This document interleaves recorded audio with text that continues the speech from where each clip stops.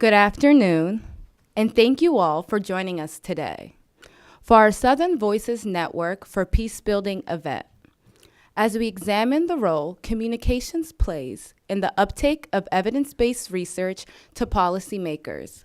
My name is Shahrazad, and I am a program assistant for the Wilson Center Africa program. On behalf of the Africa program, I would like to welcome all of you, both in person and online. I also have the honor today of introducing our speakers, Ms. Diana Warira, Ms. Erin Collinson, and Ms. Alexandra Davis. Their full bios can be found in the event program, but I will offer a brief introduction of each speaker and the topics that they will be addressing today. Each panelist has been asked to offer prepared remarks, for no more than 8 minutes, after which we will open the conversation up for a moderated question and answer with the audience. Ms. Diana Warira is a communications officer at the African Institute for Development Policy, also known as AFIDEP, and a Southern Voices Network for Peacebuilding scholar here at the Wilson Center. She has been working tirelessly during her tenure to research recommendations for the role of communications in prioritizing evidence-based research in public policy making and development in Africa.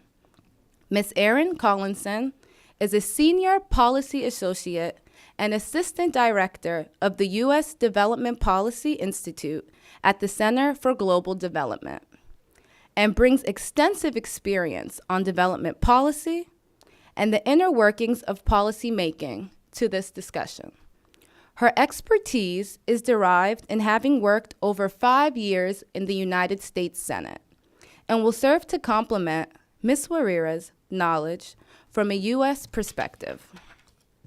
Ms. Alexandra Davis is the Foreign Policy Fellow for United States Senator Chris Coons, and bringing a breadth of knowledge as she oversees the U.S. Foreign Assistance Portfolio and advises the senator for his role on the Senate Foreign Relations and Appropriations Committees. She will share her expertise regarding the development of policy at a national level in the United States. To introduce the Southern Voices Network for Peacebuilding and further set the stage for this important topic, I invite Dr. Monde Muyangwa, the director of the Africa program, to open the session. Thank you, Shahrazad, and good afternoon to all of you, and thank you so much for joining us this afternoon. This is a really important discussion on strategies and opportunities for more effective communications with policymakers on issues related to the demographic dividend in Africa specifically, but more generally, and really just an opportunity for all of us to explore some of the challenges that prevent policymakers from taking up the good research produced by African researchers and others to inform the policies that they make on a variety of issues, but more importantly, to talk about what we can do to make that process much more productive. To those of you following us on Twitter, you can follow us at the Africa Up Close Twitter account and can contribute to this discussion at the hashtag evidence-based policy, all one word. So one of the things that we pride ourselves on at the Wilson Center is creating a space for inclusive dialogue and analysis to better inform policy debates on pressing global issues, including those in Africa. And today's event, held under the banner of the Southern Voices Network for Peacebuilding, embodies this mission.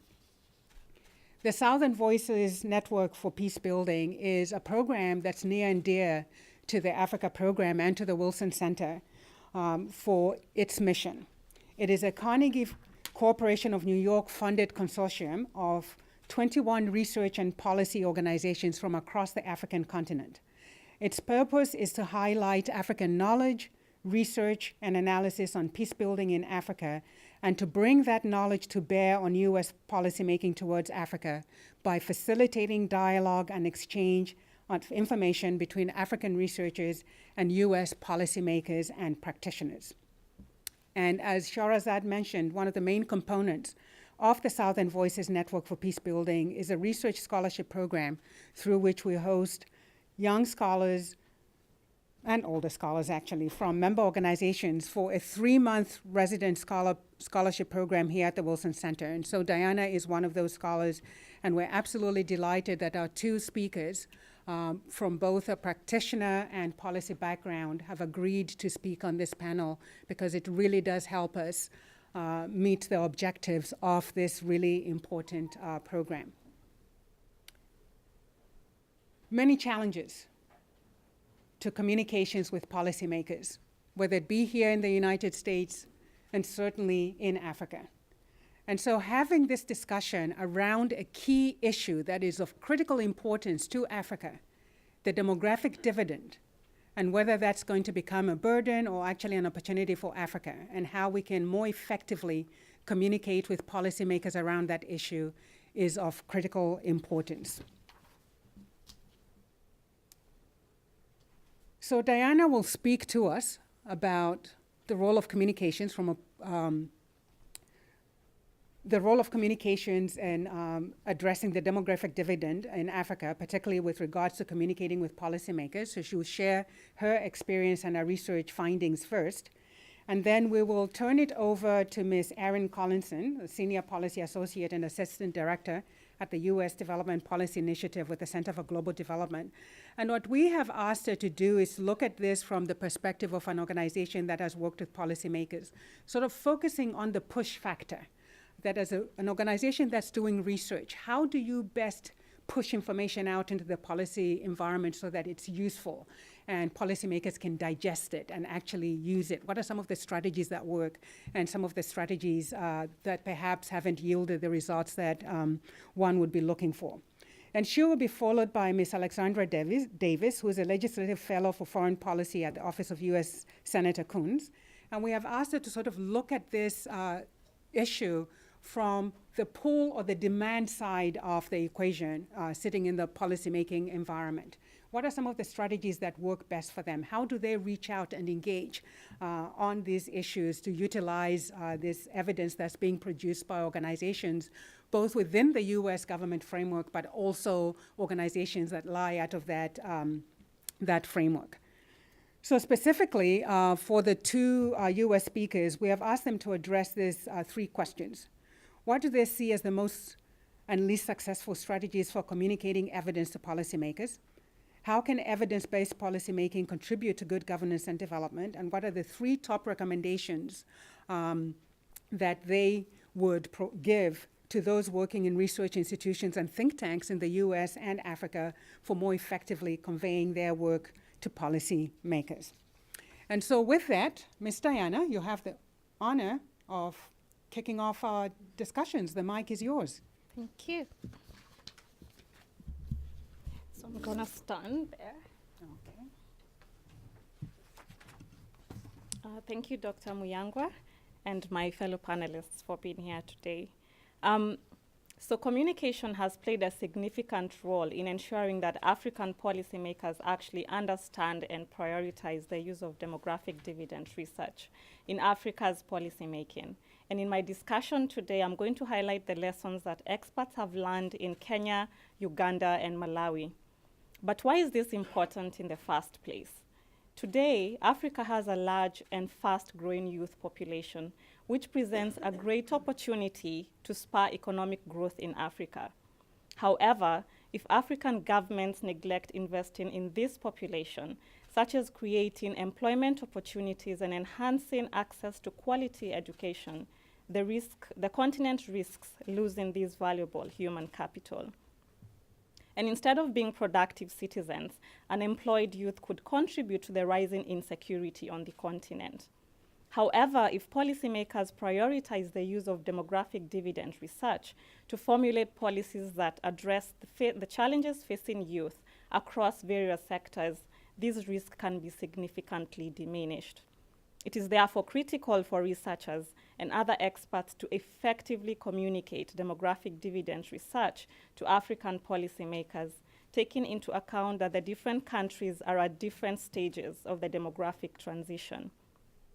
Experts should also leverage on the fact that African policymakers are already having this conversation at continental level, and they recognize that the demographic dividend presents an opportunity to transform the continent. And a major milestone this far is that the commitment by the African leaders at the 2017 African Union Summit to invest in the large youthful population in order to harness the demographic dividend. However, while this high-level commitment is great, a lot remains to be done to ensure that policymakers at country level prioritize the demographic dividend in policymaking processes. And based on the experiences of expert engagements with policymakers in Uganda, Malawi, and Kenya, here's how communications has played a role in these countries' success. And I'll look at these three aspects: framing, timing, and relationships. One, the framing. How research is framed for policymakers' consumption determines whether policymakers will care enough to act or not. In 2014, experts shared demographic dividend research with Uganda's President Yoweri Museveni, outlining the country's prospects to harness a demographic dividend. The framing of the research was, if the government did not take urgent action to reduce the country's high population growth rate, then Uganda was not going to harness a demographic dividend. And it had to invest in family planning specifically in order to fast track its progress towards Vision 2040. And this is a reality in many African countries, that without fertility decline, the demographic dividend will be a pipe dream. And this framing saw a mindset shift in President Museveni, a long-term proponent of a large population. As a result, he committed to leading Uganda in changing its development trajectory since, and I quote, "a large population that is full of peasants who cannot read, feed themselves, and who are not healthy is of no use." This shift has seen experts leverage on his high-level commitment to work with policymakers at the Uganda National Population Council and the National Planning Authority to identify priority investments and actions required to harness the demographic dividend in Uganda. On the other hand, we've learned that the same framing does not always work in different contexts. In Cameroon, the communication on the need to reduce fertility in the context of demographic dividend research has received pushback due to religious and cultural sensitivities. In most African societies, communities place high value in the number of children families have, and the complexities of discussing family planning are further compounded by some religious views which regard the use of modern contraceptives as interfering with the sanctity of life. And as a result, the demographic dividend agenda has been viewed as a Trojan horse, a development model whose real agenda is to sell family planning and not the holistic approach to development that it really is. And then there's the timing. At any given time, policymakers have several competing priorities. Therefore, getting research to policymakers when they actually need it makes the difference, and Malawi presents a unique case. In 2015, the president, Peter Mutharika, was appointed as the United Nations Demographic Dividend Ambassador at a time when researchers were conducting a study to evaluate how Malawi can harness a demographic dividend. He therefore invited experts to brief him on what the demographic dividend is, so he could take the lead in driving Malawi towards achieving its long-term development aspirations, in addition to championing the demographic dividend among fellow African heads of state and government. And thereafter, his leadership saw African leaders adopt harnessing the demographic dividend through investments in youth as the African Union theme for 2017. This high-level commitment has presented great opportunity for experts to engage with other policymakers across different sectors through science policy dialogues, roundtable discussions, one-on-one meetings, and scientific conferences. And a great milestone is that in March 2018, policymakers integrated population and health as one of the key pillars of the new Malawi Growth and Development Strategy 2017 to 2022. And this strategy was informed by demographic dividend research on Malawi. Often the timing of when research is presented to policymakers does not align with their needs for evidence at that particular moment. However, experts should seize these strategic opportunities when they occur.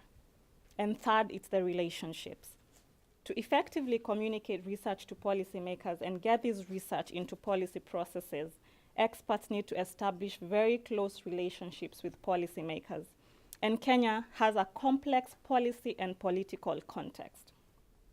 However, demographic dividend experts in Kenya have established close relationships with mid-level policymakers at the agency that coordinates population and development issues in the country. And these relationships have translated in a healthy demand and supply of evidence on the demographic dividend. For instance, the agency has collaborated with experts to conduct a study to identify what challenges facing Kenyan youth at the county level would prevent the country from harnessing a demographic dividend and how these challenges can be addressed. And this two-way engagement process has resulted in buy-in and ownership of the demographic dividend agenda by the agency. As a result, the agency has led the process of ensuring that Kenya's medium-term plan 2018 to 2022 takes into account priority investments needed across various sectors for Kenya to achieve its long-term development goal, Vision 2030. What experts have learned from Kenya is that when they create and sustain relationships where there's a two-way exchange, eventually policymakers get into the driver's seat and drive the agenda, and this is sustainable. While Kenya does not exhibit the same high-level commitment seen in other countries, the buy-in at mid-level has borne fruit. However, more effort is needed to get the high-level commitment to ensure the demographic dividend is a high priority. Africa has a great opportunity, but if we do not get policymakers to prioritize the investments needed to harness a demographic dividend, then we shall miss the bus. Experts working in this space, therefore, need to ensure that the framing is right, the timing is strategic, and the relationships are strong. Thank you.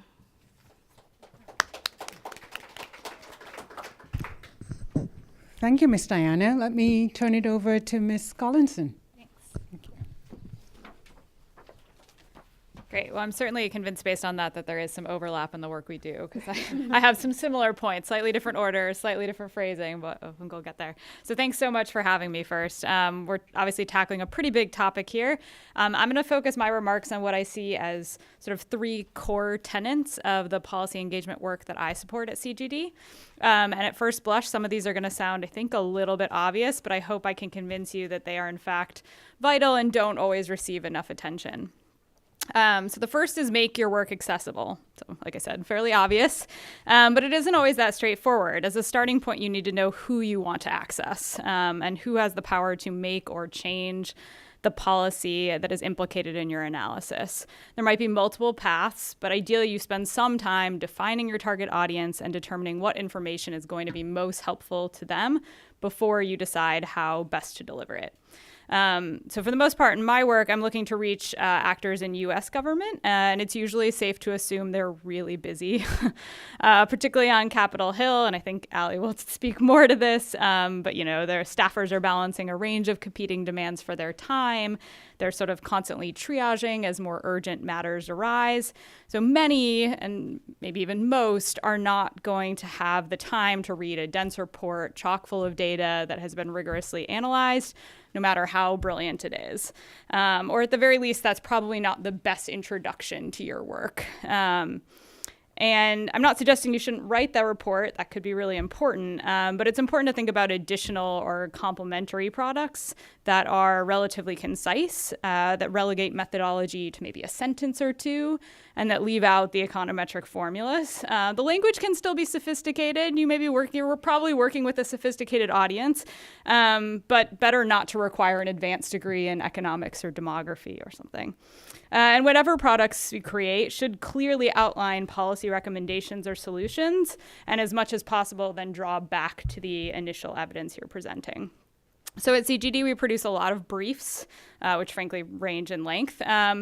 and include often charts and graphics, which I think can be really important both for conveying information and breaking up text to make it more accessible. And ideally, you get a summary up front, again, with those sort of bulleted main points or takeaways. That's at least my dream in this case. And we also write a lot of blog posts, which are typically shorter, they're less formal, and they're really nice because they can give you the opportunity to connect your research with a maybe timely news hook, or maybe if you're talking about the Hill, there's legislation on the horizon or a hearing, and it's a great way to kind of make your work relevant. The news media can also be really helpful, and both in news media and blogging, it can give you another chance. I think, Diana mentioned the framing issue, but to bring certain messages or sort of highlight certain messages you want to get across for your key audiences. In news media, too, you can get a little bit more credibility sometimes for your work, depending on where it's placed, and, of course, additional reach. We also host a lot of events, both public and private, that feature recent or ongoing work, and increasingly we're thinking about other mediums, whether it's podcasts or videos or tweetable infographics. So that's that. The second thing on my list is build relationships. Again, similar to Diana here. I see a really important part of my job at CGD as this kind of establishing CGD experts as a resource for those in decision-making positions. So that means trying to be responsive and flexible and honest about the limitations of your expertise. I also want to mention a model we use with some frequency at CGD, which is assembling a working group to produce what is usually a final report. So depending on the subject matter, we'll bring together experts and have them consider, kind of the evidence in the space or the body of research available, and then develop recommendations and produce a report. And depending on the issue areas, you may bring current or former government officials into the fold as members or even sort of unofficial members of the working group. And it can be a great way to involve them in the process, get them more bought in, and, help ensure that they're connected to the final product. Another important element is really building relationships with others in the broader development community that we work in. So that for us includes advocates, implementers, other think tanks. And where you have similar goals and regularly share work, you may be able to create kind of an echo chamber for some of your evidence-informed policy ideas that will make it a lot more likely that they succeed. And the final one is have patience. This one I think is the hardest. And I'm not suggesting, accept inaction, but just that it's important to recognize that policy making is not a linear process. I'm sure all of you know this. Often it takes considerably longer than you would like. I think rest assured in many cases your frustration at the pace of change is shared by those even in decision-making roles. And what I think it means for the work that CGD does is that it's important to keep beating the drum and looking for new windows of opportunity. Sometimes an event or crisis or a political shift can give past work new relevance. And you'll have an opportunity then to revive or refresh a policy idea that's emerged from previous research. Other times it may be that something slowly sort of socialized and eventually reaches a point where it has sufficient support to move. In either case, you really need to be willing to revisit or continue the conversation, sometimes again and again and again. The other reasons you need patience is that process often doesn't really end. I suspect probably a lot of you know this, but even if you get so far as to get, a bill passed and signed into law, or more likely in the US at least, a provision added to a larger legislative vehicle, you still may need a rulemaking process or a strategy to be drafted or, all of that, the rest of that sort of process, and ensuring that implementation is also guided by evidence and research is really critical too. So with that, I'll leave it and look forward to questions. Thank you. Appreciate that. Ms. Davis.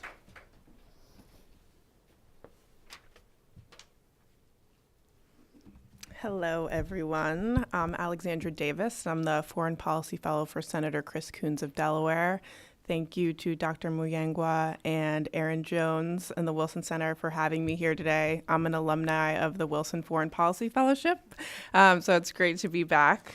It is a pleasure to also serve on the panel with Diana and Erin to talk about this very important issue of making sure that sound evidence and reality rather than ideology is driving political decision making. Also, before I start, I should say that these opinions are my own and not that of Senator Coons. Before I started working on the Hill, I was in academia, and it was quite the transition coming to the Hill. It was a totally different style of writing and communication that often felt like a different language. And unlike academia, where I could research and write about almost anything under the sun, when I got to the Hill as a congressional staffer, I realized that I was limited by my boss's interests and also the limited tools that Congress has to influence foreign policy. I came up with 3 rules of thumb that overlap with my fellow panelists' remarks about the best ways to communicate with congressional staff, in my opinion. So the first one is to understand that Hill staffers are stretched a mile wide and are often an inch deep on issues. So in my office, there are 4 congressional staffers that work on foreign policy, and we cover the entire world. And that is a fairly large foreign policy team for the Hill. And on the House side, congressional staffs are even smaller due to reduced resources. So we do not have the time to be experts on specific countries or issues, which is why it is absolutely critical that we have strong relationships and open lines of communications with experts like Diana and think tanks like CGD. And with that in mind, brevity and conciseness are absolutely critical. The second rule of thumb is that not everything requires a congressional solution. So when it comes to our ability to influence issues in other countries, Congress has a limited toolbox, as I said. When people come to meet with me, what I'm asking are, in my head, what is the problem and what can I do about it? So one of the more ineffective ways of communicating, in my opinion, and my experiences, when folks come in and they present their data and findings, and they might present me with their PowerPoint presentation slide deck, and it's clear that they haven't thought a lot about the solutions, and or they are not clear on the role of Congress and the tools that we have at our disposal as congressional staff. In addition to authorizing legislation, in the international affairs space, a big part of what we do on the Senate Foreign Relations Committee is oversight. So that's often asking officials from the State Department or USAID to come in for briefings to talk about certain issues or certain countries. So just making sure congressional staff are informed, we can bring up questions and we can make sure that we're saying the right things at these briefings. The other important power of Congress is the power of the purse. So it is law that the executive branch must spend the money appropriated by the legislative branch. So there are tools, and if there are things that we should be focusing on in terms of appropriations and funding certain programs, I would encourage you to talk to staff about that. And number 3 is speak the language of your audience. So if you spend even a little bit of time on the Hill, you'll hear a lot about what is the ask, what is their ask. So when you reach out to congressional staff, make sure that you have an ask in mind, which is actionable steps that staffers can take. And this can span the spectrum. This is not just legislation. So for example, right now, Mike Pompeo is testifying in front of the Senate Foreign Relations Committee for his nomination to be Secretary of State. Very soon, hopefully, the Trump administration will nominate an Assistant Secretary for Africa. So are there questions that you can suggest to congressional staff for members to ask in nomination hearings to make sure that you can get maybe a commitment for these folks to address certain issues if they are confirmed? Other tools to consider, as I said, requests to fund certain programs, suggesting site visits for international congressional delegation travel. So Senator Coons this past Monday just got back from a congressional delegation to Niger, Burkina Faso, South Africa, and Zimbabwe. So we often get questions that he should raise with officials of these countries, or site visits that he should make to Power Africa sites or USAID global health projects and things like that. And then in terms of research products, Erin talked a bit about this, but keep it short. Ideally, 1 or 2 pages are ideal. I think a good thing to keep in mind are what are 3 pieces of information that will make your audience want to know more. So if we need more information as staff, we will ask, but we don't have time to read your thesis or even a peer-reviewed journal article sometimes. And often staffers will be turned off if we get a super large document, and then folks may not even look at it at all, which is unfortunate. So in closing, as staffers, we often have ideas about issues, whether from our own personal experiences, other personal anecdotes, or from the media, but we need empirical evidence and scientific research to back it up to make the case to other policymakers on the Hill or to the executive branch. So if there's one thing that folks should take away from this event, and we've all said it, it's build relationships with staffers. So right now, reach out to people, ask them to sit down for coffee, so that way you are their expert on an issue, and you're just an email or a phone call away if something comes up spur of the moment, as it often does. Some staffers may not be as proactive or know how to reach the right experts in certain fields, but I strongly believe that it's a shared burden. So academics and thought leaders should be reaching out with data and analyses to policymakers just as much as staffers are reaching out to seek it. And finally, I would say just write your research with policymakers in mind. So if I could rewrite my master's thesis after my time in the Senate, I think I would place a lot more emphasis on the what now and what the policy recommendations would be. So look forward to the Q&A. Thank you. Thank you.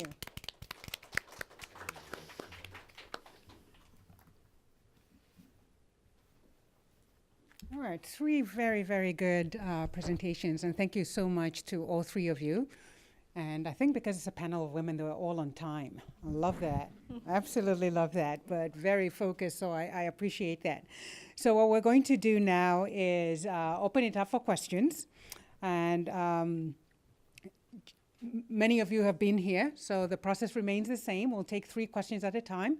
If you want to make a comment or ask a question, please raise your hand. We'll acknowledge you. Somebody will bring over a mic. Identify yourself, the organization with which you're affiliated, and the speaker to whom you're addressing the question. And then we'll turn it over to the panel for their comments, and then we'll take another round of questions. And so with that, the floor is open. See the gentleman right here in the blue shirt. Hi, thank you very much. I'm Mike McCabe with USAID. I appreciated all of your insights. A couple of quick questions.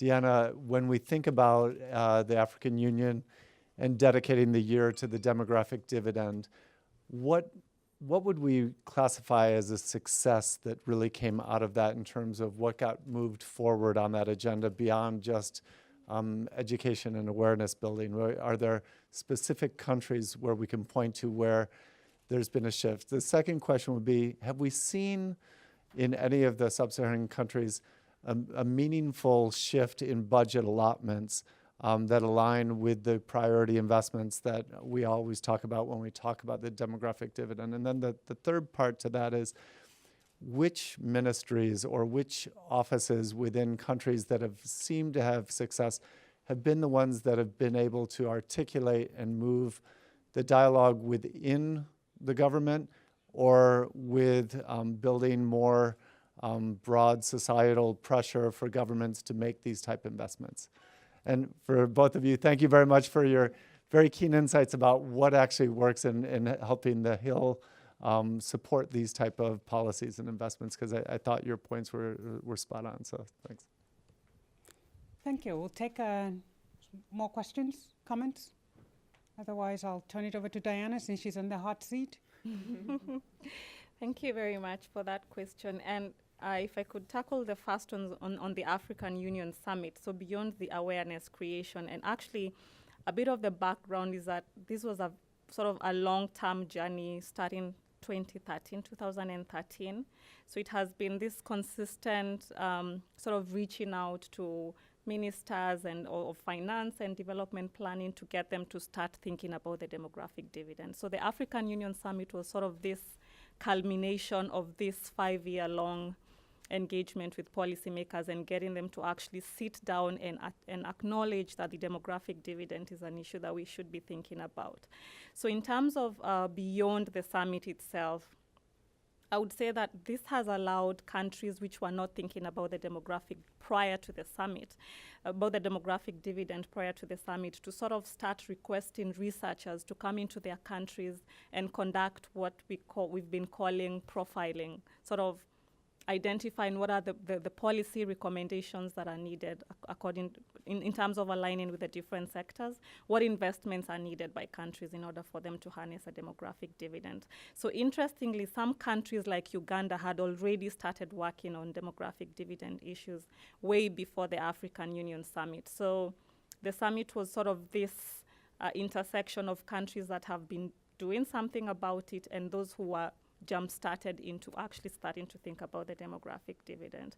And we have studies that have picked up in Swaziland, in Botswana. Botswana is in a class of its own, but we've seen countries coming up and saying, hey, we want to be able to report progress if there's another summit that comes up in the future. And in terms of budgeting, I could point out to the case of Kenya, for instance, if you could allow me to point back to the medium-term plan for the Vision 2030 that I was pointing to earlier. So, for instance, the strategy has identified that youth employment is a major challenge. Lots of youth in Kenya are unemployed.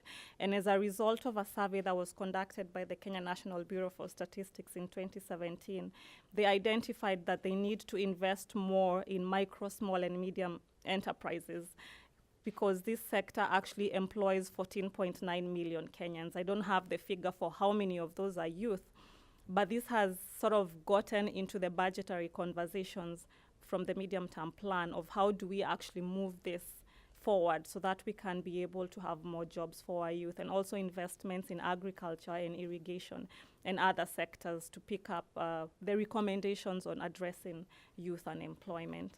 And in terms of the ministries that have taken the leadership of the demographic dividend agenda, mostly researchers in Africa have worked with ministries of planning and finance.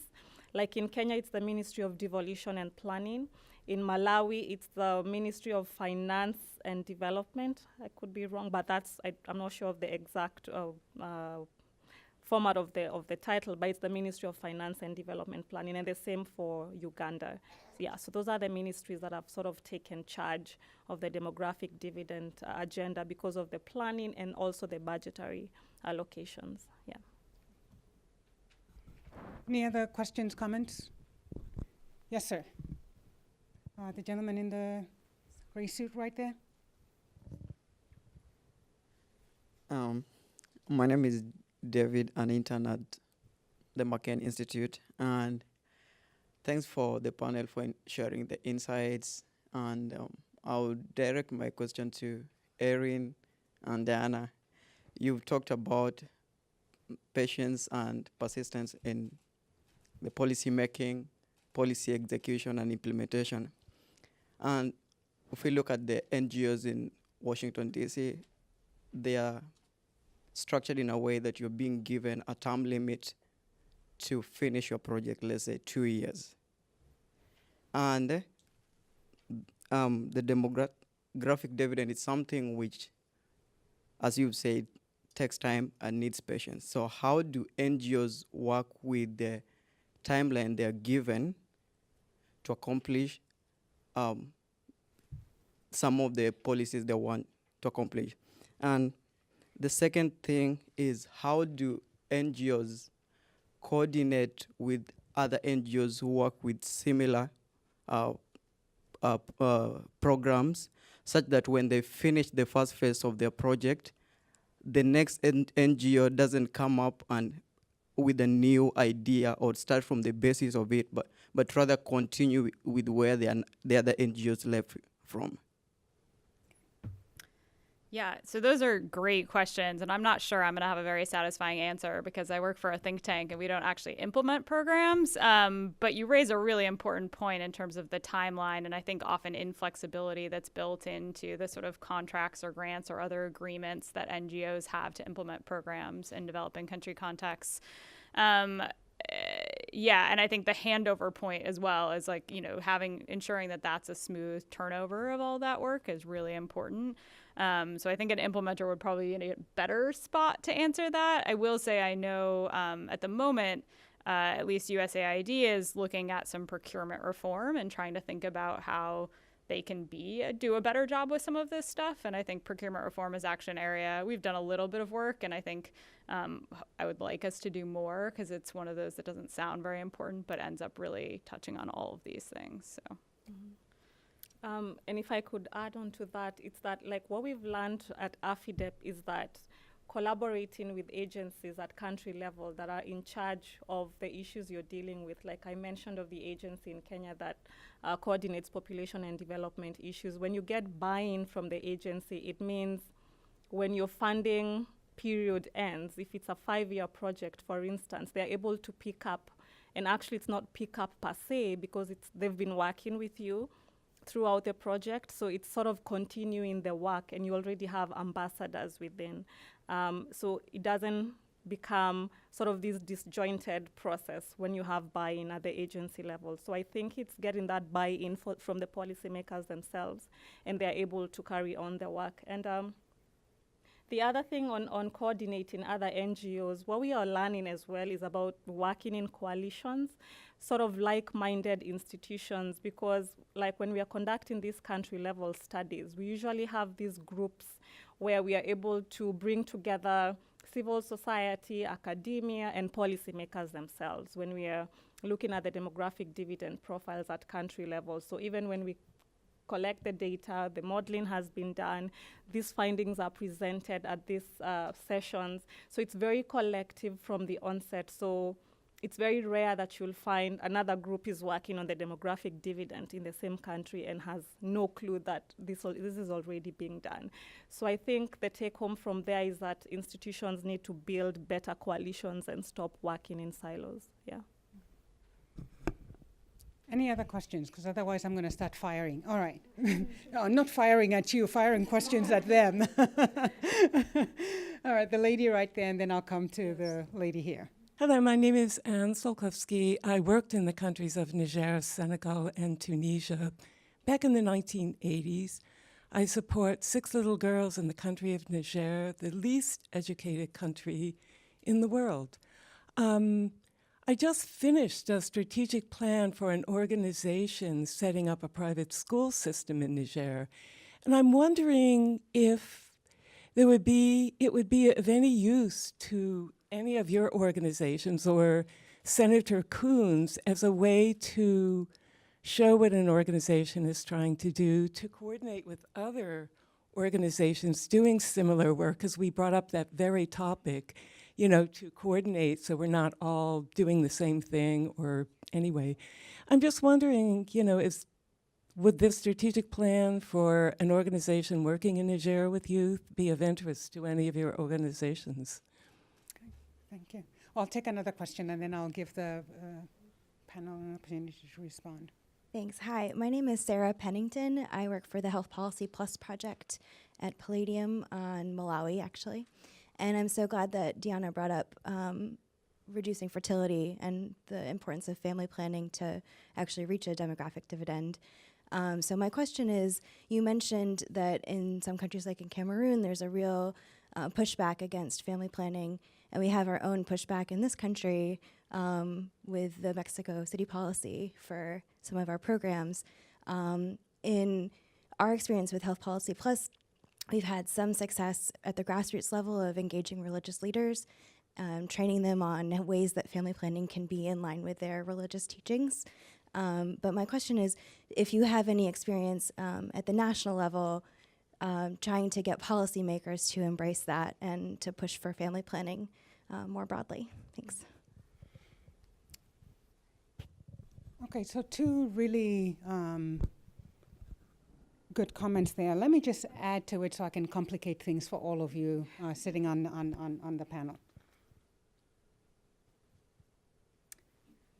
One of the things that I see playing out in some African countries, and I guess this is where the framing issue comes in, that there's this push to reduce fertility rates, and yet it's also being undertaken in the context where the infant mortality rate is very high. And so bridging that, and I think there's on a certain level, people understand the importance of why that reduction needs to happen. But when it's being taken in that context where the health system is not as good as it needs to be and you still have very high infant mortality rates, it really raises the question that Diana mentioned earlier on about the suspicions around family planning, particularly in the context where they're seen to be pushed through a Western agenda. So what can we do to address that, to bridge that gap, to address that challenge, that perception, whether it be from a communications perspective or from a policy level? I think that's one part of the question that I would raise. Another question, and all of you can chime in terms of what this means, or any of you can chime in. I was struck by the fact that in the two examples that Diana raised, you were able to generate movement on the demographic dividend question by getting presidential level involvement.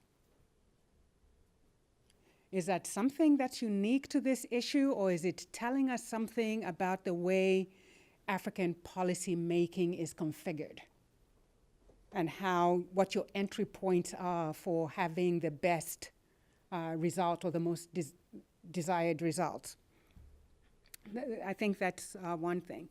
And then I do want to mention in this, and I talked very briefly with you, Alexandra, about this, that there is a very strong perception on the African continent to some extent that this is a Western agenda.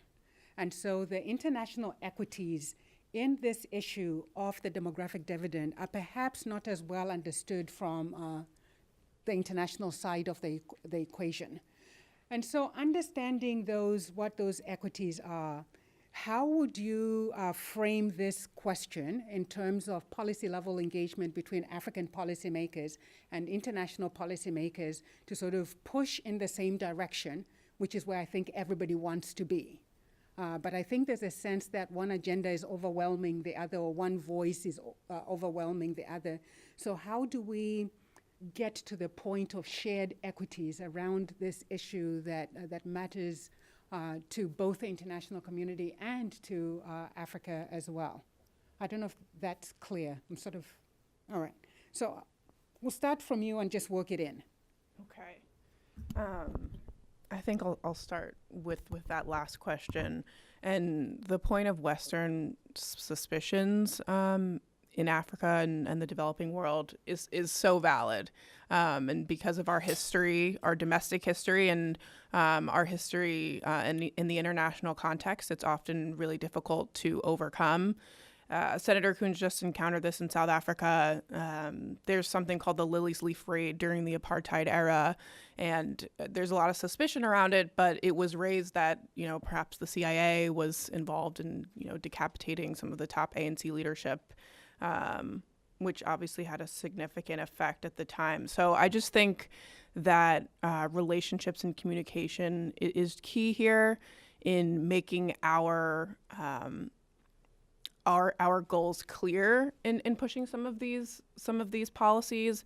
And I think Senator Coons often, in terms of the demographic dividend, he often thinks about it in terms of just our shared goals. So, with the growing population and political disenfranchisement, and there's not economic opportunities and such, if we see obviously in the Sahel the rising violent extremism issue, and if we can frame that in terms of U.S. national security and also obviously local security domestically in some of these countries, I think that's an effective strategy. But it's obviously a complex issue to tackle. Yeah, I mean, I guess I would largely agree with that. I think the idea of thinking about other framing techniques that may not be the first one you gravitate towards, or we were talking about how ideally you have a more comprehensive approach to the demographic dividend, but maybe it is something like, the energy needs in Nigeria with the population being what it will in 20 years or less that will really compel someone to action. So thinking about maybe the range of kind of issues and coming at them from where they are. So finding the issues they really care about and then trying to use that as at least the starting point to open up the discussion can sometimes help. Do you want to touch on, there were a few other questions, if any of you want to touch on that before I get to Diana. I'll just also add to that because the Lake Chad Basin and the Sahel are top of mind because Senator Coons traveled to multiple countries in the past year. Another thing we're fighting really hard for is democracy assistance and development assistance in addition to all of our counterterrorism and military efforts in these countries, and being able to empower the youth and the local population. Another huge we're a huge advocate of a program called the Young African Leaders Initiative. That's a plug that I'll put out there at any Africa-related hearing. Senator Coons is talking about it. But I think if we're able to make those investments and allow them to bloom locally, that's a good way. And Burkina Faso is also top of mind because they've done tremendous work in terms of HIV/AIDS reduction, because there's been a huge political will on their end. And I think it's something like 60% of all of the money invested to HIV/AIDS programming that goes on there is from the government. So I think we can start with some of that seed investment from the U.S. government, and as political will is built in some of these countries and the government can sort of take them over, I think it's a good strategy. I guess I would just add on the sort of family planning and reproductive health point. I think, obviously it's a challenging, it can be a really challenging topic. I do think in a lot of contexts, and particularly in the U.S., even where it's challenging, having those conversations and actually getting people around a table can be more productive than you'd think. And so I think I would just encourage everyone to keep talking about it and keep having those discussions, even if they sort of seem a little uncomfortable or if people aren't quite sure that you can actually reach an agreement initially. It's worth talking through.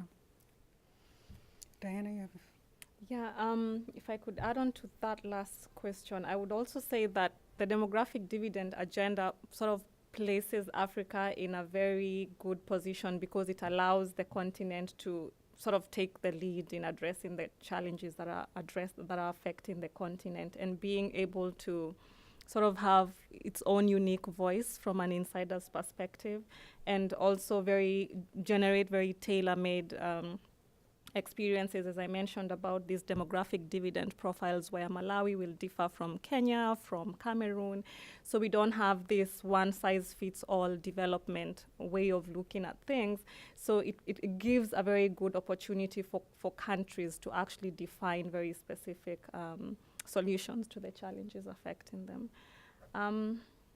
Should I pick that up? No, please, absolutely. Yeah, if I could address the question on the pushback on Malawi, family planning in Malawi, I would say that getting buy-in from policymakers has been a very targeted process.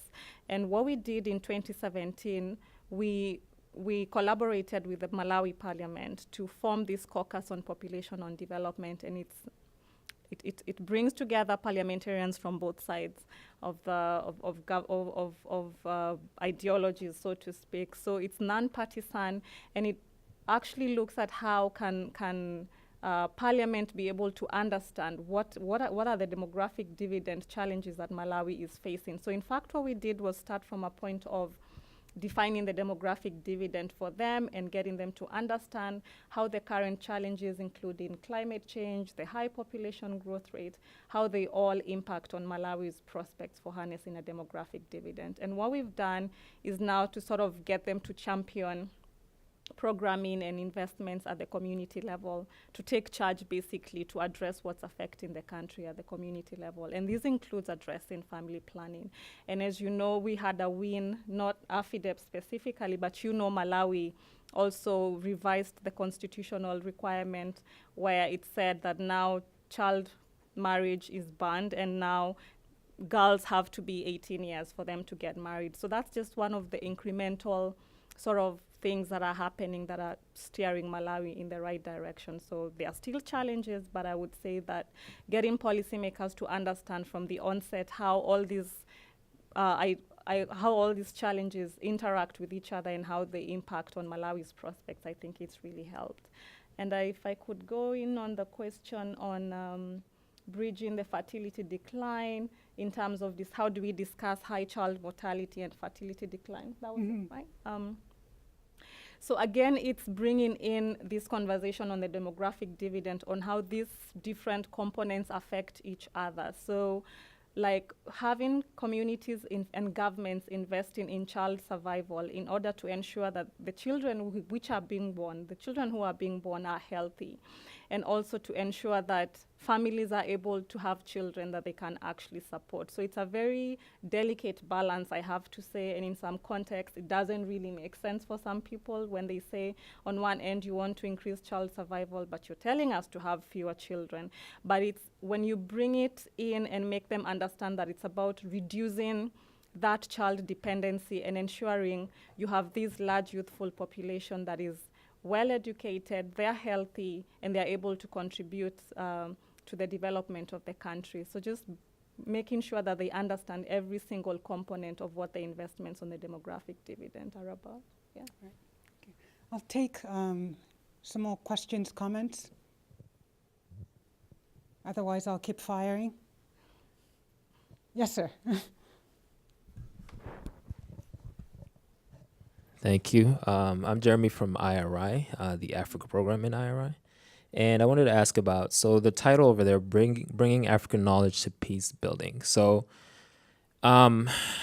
there's, in terms of like from where I work is the demographics of the employees. I wanted to ask you guys if you feel like there's any factor in terms of policy making and policy decision making that has to do with people who are not from those countries or the customers of those programs not being able to actually participate, have a seat on the table. Because you have these African researchers who are giving their information to U.S. Washington-based NGOs, and then they make the decision based off all the performance indicators that USAID might want to be able to even give them the grant. But some of those indicators are not specific to the town or the village, or maybe they're not as effective as they would be. But if you had someone who happened to be a Kenyan who worked in Nairobi, and he knows exactly what's going on in Kisumu, and he knows if this indicator is going to work or not, do any of you feel like that has any validity? If there's any way, and if you do, is there a way to attract more Africans or into the NGO world? Because personally, as a Kenyan, I know that the NGO world is not very attractive to Africans. They go for more STEM programs because NGO world is not going to make you rich, unfortunately. But it's a very fulfilling program. So if, I guess it's kind of a two-part question. Thank you. I'll just, do you want to take another question? Just one other question. All of you talked about timing and messaging, and in conversations I've had with colleagues over in various countries of Africa, one of the critiques of the demographic dividend in getting traction is people, whether you're a politician or a person on the street, are thinking about what benefits me this month, this year. And demographic dividend tends to sometimes hold promise into a distant future, which doesn't play politically easily for showing what outcomes you're getting. And so part of the challenge of the sell on the demographic dividend is people's immediate needs and wants versus the payoff of good investment policies. And so that goes to the messaging side of it, which is what messaging is working either on Capitol Hill or in different countries of Africa about how do we talk about this? Because what we're really talking about are just sound, smart policies, whether it's on early child care and education or on fertility or on an array of package. The dividend is basically either an economic concept or a package of effective policies.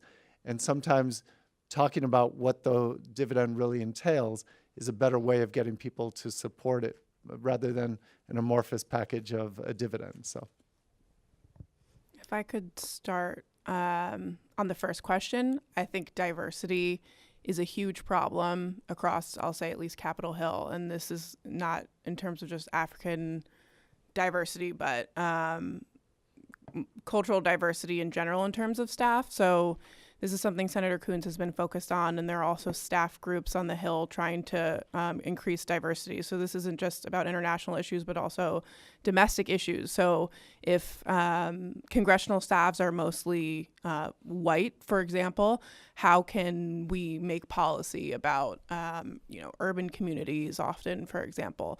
So in terms of that, I think we all need to work hard to get more folks introduced into the process, and the Hill's an interesting place. So it's often folks start as interns. So how do we get more interns of color, of international origin to move up the ranks and to be at the policymaking table? In terms of the African context, going back to the Young African Leaders Initiative, every single year we host a Yali Fellow in our office for about 6 weeks.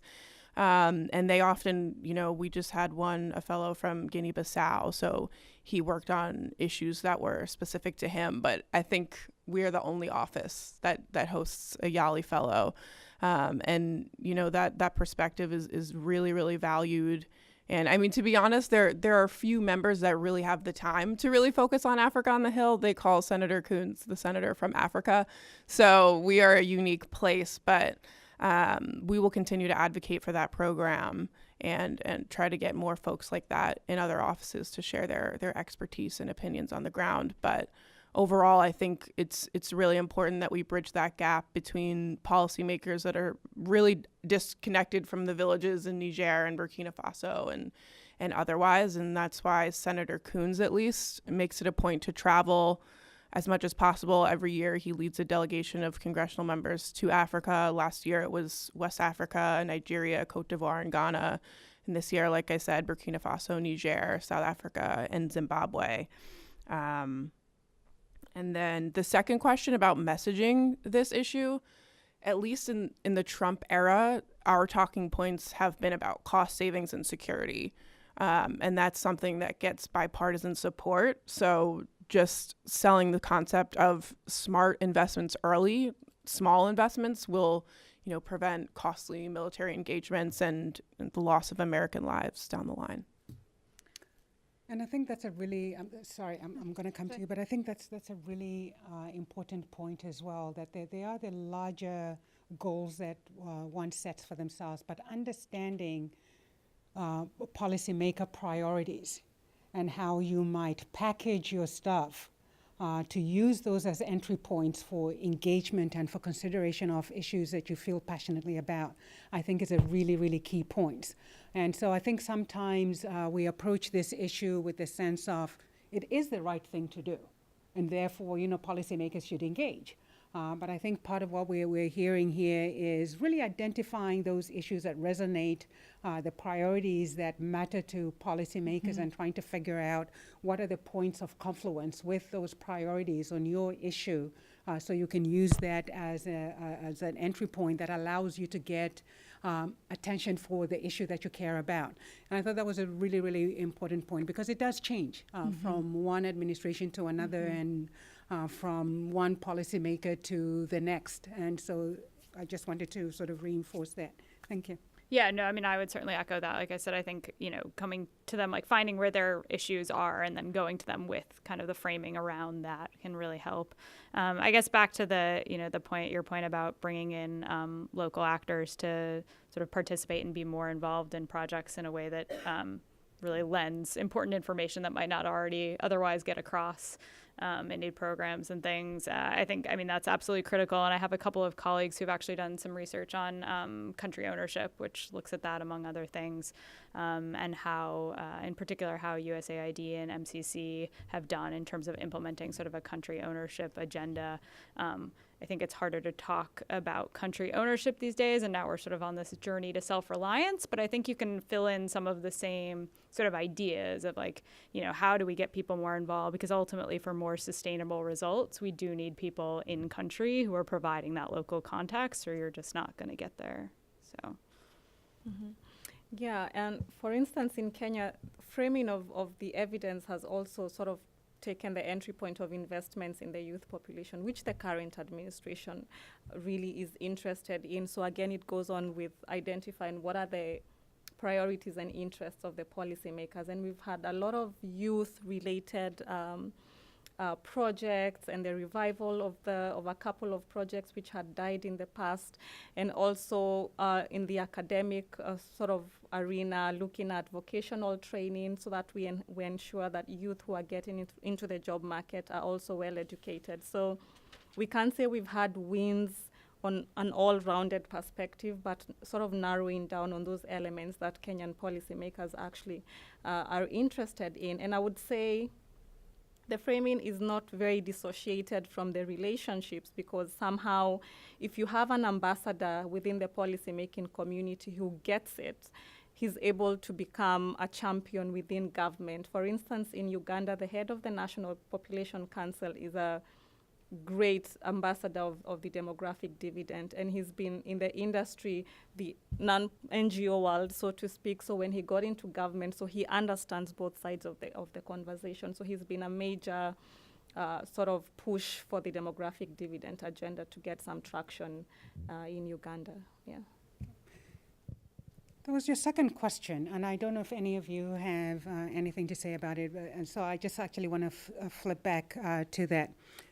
I think one of the issues that you were talking about was really the lack of African capacity in that think tank research space, NGO space, and what that means for this issue that we are talking about. But in addition to the fact that in some African countries you don't have enough capacity in that space, I just want to raise an issue that's related and can sometimes complicate issues. A related issue to that for me is what I see and many see as the closing civil society space in many African countries because of the governance challenges, which further squishes that space even more. And then with that closing space, you then also have the issue that was raised earlier on about the imbalance in the relationship between Western and African civil society organizations, which again adds another layer to the complexity of the issue that we are talking about. So, can I complicate this even further? I think I can. There's a tendency also now, I'm not going to generalize about all African countries, but there's a tendency in some countries to politicize that NGO space by seeing the NGOs and the think tanks as belonging to either one party or the other. And I think that also impacts your ability to communicate information with the policymakers. You're just trying to do good, solid, evidence-based research that you're trying to get into the political system, and yet it's colored but this politicization of that space. And so I guess my question really ties the two together. That, you know, I think we all agree that there has to be more African ownership around this space. But in that context of these different issues that I've just raised, how do you navigate these issues to successfully get to that African ownership and that sustainability and the communications that we're talking about here? Is that a fair question? Mm-hmm. I think so. I'll take one more question and then I'll come back to you.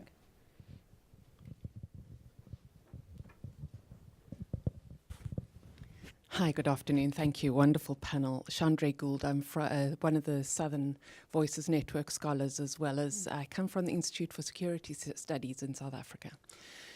So I just wanted to respond to what you said just now about how, and this issue of framing, and just raise some discomfort that arises with that. You know, we need small, smart investments that also are going to, in some way, dovetail with our security interests. And so the consequence of that, and I think I find this very much when we're talking about violence and crime, which is my field as well, is that that kind of forces you into a situation where you're framing young people as a potential threat, which feeds into other kinds of racist tropes, and it becomes very discomforting. So I suppose the question is, how do we navigate a really uncomfortable ideological space without compromising our principles when the environment is so constricted? Right. I'll go after that one. I think this is a question a lot about messaging. So often when we communicate, I work in a Democratic office. So often when we communicate with our Democratic counterparts, we are using different messaging than when we're communicating with our Republican counterparts. So again, in this era, there are certain things that resonate more than others. And there's a different, there's a different level, I think, of understanding with some folks who have spent time on the ground, who have gotten to know young people, and then others who have been colored by just a lot of the ideological rhetoric that's floating around. So this is something I think that we all struggle with every day and need to do a better job of. But unfortunately, it's like when we're communicating with our Republican colleagues, that's what they listen to. And when we want to say, hey, we want more funding for this program, we need to say national security or, things of that nature. So I appreciate you raising that point, and I will definitely think more about that. But I think raising awareness in general with our colleagues in briefings and otherwise, bringing young people in to talk to folks. Senator Coons is the co-chair of the Human Rights Caucus, and also another caucus he's active on is the Caucus for Effective Foreign Assistance. So often, if we have a caucus event on DRC, we bring people from on the ground to speak about the issues that they face every day, and just gives people a chance to get to know one another and see what real people are like. And but yeah, I appreciate you bringing that up. Can I just add on to that before I come down? That's a really good point that you raised. Look, the broader context here is there are a lot of people on the African continent who are concerned about what they see as the militarization of U.S. policy towards Africa. Yep. And so I think the caution that we're hearing there, that even as you identify those entry points, is that you be careful that you are not selling whole scale into an approach or a policy that would then, further complicate rather than resolve or results in the things that you want to see. I think using something as an entry point doesn't mean, you have to keep pushing when you see that this is likely not going to give me the result that I want. But understanding what those entry points are, I think is critically important. Because then you have the opportunity to engage with issues that really matter to the policymaker. And it may work well on some issues, but not necessarily on all of them. And so that's also the judgment and the analysis that key individuals have to make, even as they engage with policymakers. So it's not just because this is what they want, then we have to do this. Sometimes you have to step back and say, okay, maybe this is just going to complicate the thing further down the road, and we're out for this moment. Yeah. Well, I guess on the closing space for civil society, I think that's a really excellent point. I suspect that you said you're from IRI. I feel like he's going to have a better answer than I'm going to be able to deliver, but I think investments in those kinds of programs, and obviously as a former president of IRI, I think USAID Administrator Green is actually really, this is an issue he's been taken with and concerned about for a long time. But yeah, so I don't have a great answer there other than, we do need to do a better job with that and figure out how U.S. policy in particular can be supportive of opening up those opening up those areas and ensuring there is that sort of citizen accountability and feedback and opportunity for groups to be involved, because otherwise I don't know how you completely counter that, and you probably do sort of help support or foster additional imbalance. Mm-hmm. Yeah, and I also have to agree that I don't really have a straight answer as to how you can actually ensure you're not leaning left or right, depending on the political context, and how you remain very objective on what you're communicating about. But I think always anchoring back on the evidence sort of gives you this very neutral standpoint. So if it's about the large youthful population, and I'm happy Chandra brought up that point about ensuring we are not playing into this framing of youth being a threat to security on the continent, but sort of saying this is what the evidence says about the current youthful population. This is what can happen if we invest in them, and this is what can not happen if we don't invest in the youthful population. So sort of circling back to the evidence and saying this is what the research says, I think it gives you a very strong point of engaging with policymakers. It's not ideal that it's going to work, but I think it works perfectly in some instances. But I have to agree that in some areas, the entry point, which sort of links with the framing issue, some entry points can really become problematic, because I'm going to give an example of Kenya, where I have said the entry point has mostly been the large youthful population, but when experts brought in conversations on age-appropriate comprehensive sexuality education, this had a major backlash. And if you can just go on Google and check all the stories that were published about sexuality education for adolescents in Kenya, it was very sensational, the media, parents, the religious groups.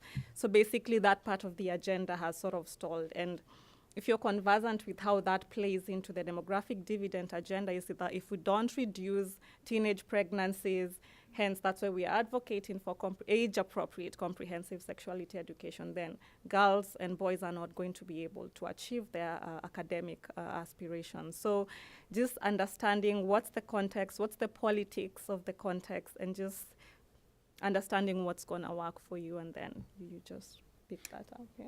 I'm actually glad you raised that, because I felt that in many ways that was the case of the messenger getting in the way of, it was the case of poor domestication of the issue to fit the cultural context to some extent, and that packaging of how we approach this within the Kenyan context really didn't play out.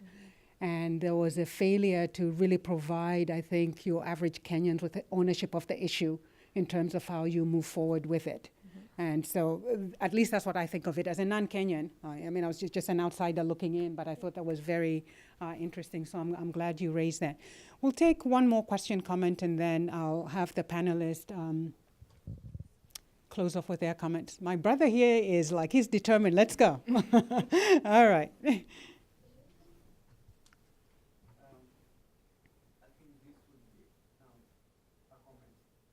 Sorry, I think your mic just went off.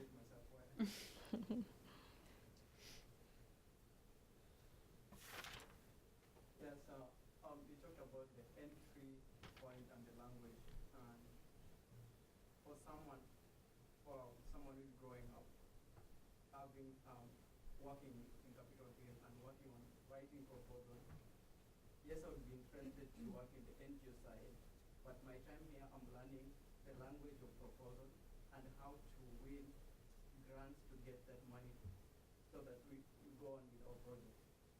So even as we bring more Africans to the table, I think we have to look at that aspect of I'm coming as an African and I want to be involved, but I'm learning that language, and there's still some disconnect between a proposal language and what is the reality on the ground.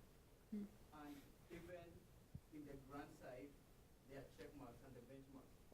So you kind of lack some level of flexibility. You're going to enter into what you want to do, and even as you try to be flexible, tailor your policy on what is the ground, you have to remember that you have the benchmark and the things you have to check with. So I think that's something we also maybe need to know. If I could comment on that, I think also modeling in a participatory manner also works. I believe the most successful proposals are those that actually involve the target community that's going to benefit from whatever program you're trying to get a grant to implement. Having that engagement even as you're thinking about the concept and getting their views, what kind of a language would you use? I think getting around those sensitivities from the onset would give you a very good perspective even before you actually write the grant and know what you're going to implement at the end. Yeah. And maybe I would just add really quickly. So I have a number of colleagues who do a lot of research at the Center for Global Development and have produced quite a few publications around the idea of results-based assistance. And one sort of flavor or variety of that we call cash on delivery. And the idea is that you sort of set up an agreement with usually a country government that would establish sort of an indicator or something that you want to see move. So it's been tried actually by DFID, the UK's aid agency in Ethiopia around education, and that you come up with sort of a baseline and then a target to reach around young people completing grade 10 and then taking a test.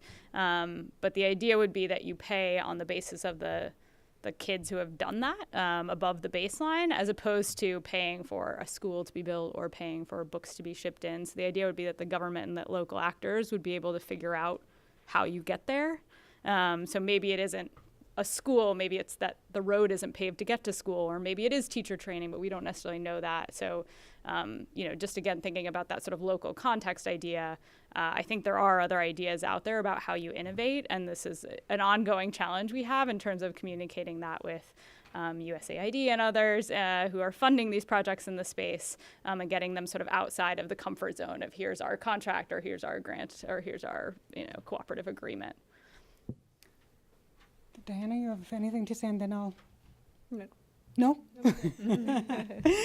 All right, so look, this, I think, has been a very, very useful discussion, and I thank our three speakers for doing such a great job in taking us through how we can more effectively use communications to engage policymakers and prioritize and sort of get the results that we want on key issues, including on the demographic dividend that matters so much to Africa. So a number of things that I heard from our speakers and from all of you that I think are big takeaways from my perspective. And I think all of our speakers sort of emphasize the same core issues. And that tells me they've got to be right. I mean, they're the ones who work in this space. And they were really around the issue of framing, timing, and relationships. So that is really, really big. I think that's one of the biggest takeaways, that as you think about communicating with policymakers, think around these three key baskets or themes and how you best do it under each of those categories.